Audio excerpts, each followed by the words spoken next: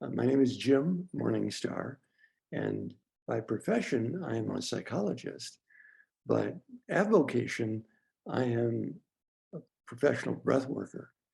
I have put the two together, the counseling and the breath work, and they've been a very happy marriage for me in my career since the 1970s.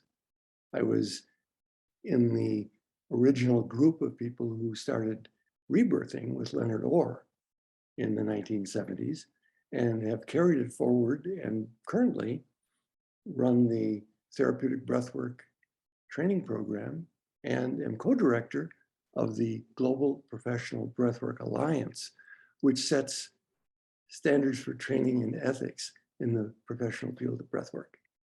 Co-creation means to me that we are operating as equals in the process of creating life. It's been said from certain spiritual traditions that being a creature of the divine means that you follow the divine plan. But being a child of the divine means that you have the agency to co-create with the divine, which I believe is what we are doing all the time. God's job description is creator. And we have been given that agency to create with God the life that we establish here on earth. And that starts with the life that we create inside in our own bodies. Then we reach out and in community, we share with one another. And in that sharing, our creation and the benefits of it are multiplied. Breath, or the spirit of life, is that which distinguishes us from just a lump of clay, as it were.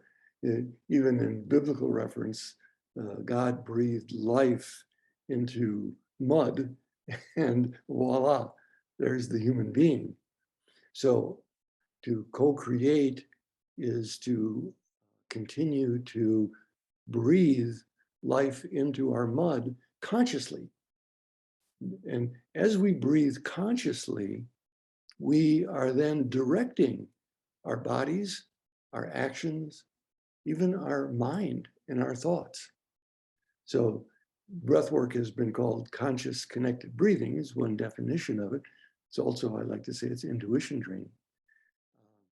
And so as we breathe consciously, so do we send out 1,000,000 particles with every exhale. And those particles are disseminated around the world. I've heard said that within 7 days, they go around the planet, or at least to the other side of the planet.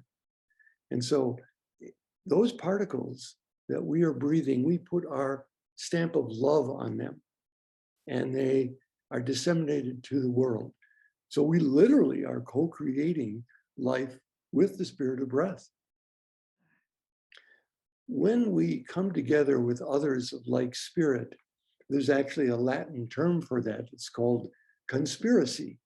Con means with, and spiritus means breathing. So when we breathe with others, we have extra energetic influence on the products that we create, on the life that we create, and on our communities.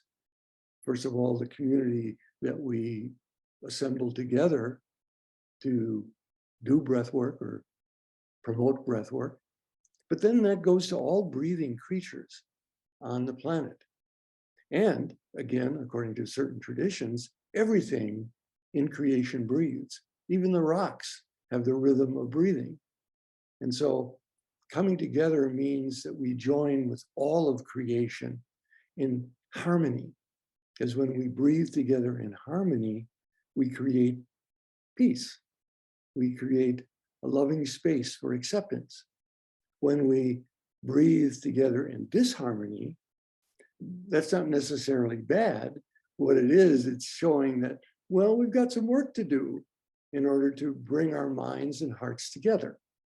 So if we can recognize the disharmony and then do something about it rather than accentuate it or polarize further, we are doing our divine job description and I believe what our soul contract is for being here on earth.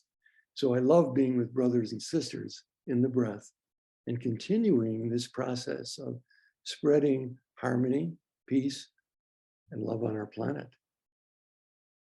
I believe it's the breath itself that has inspired me because I learned the trade of counseling and psychotherapy.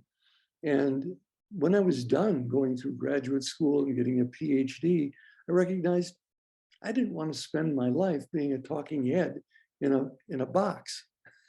So it wasn't until I went out and traveled through Africa and had life experience, I found that there were ways that people were helping one another, which included their whole body. And I started studying with Alexander Lowen, and he knew the importance of breath and promoted the importance of breath in all of the healing work that he did. So then it was quite a natural when rebirthing and focusing almost entirely on the breath came into being. I gravitated towards that because I had already been set up and committed to using breath and using our whole body as a way to relate and co-create together on earth.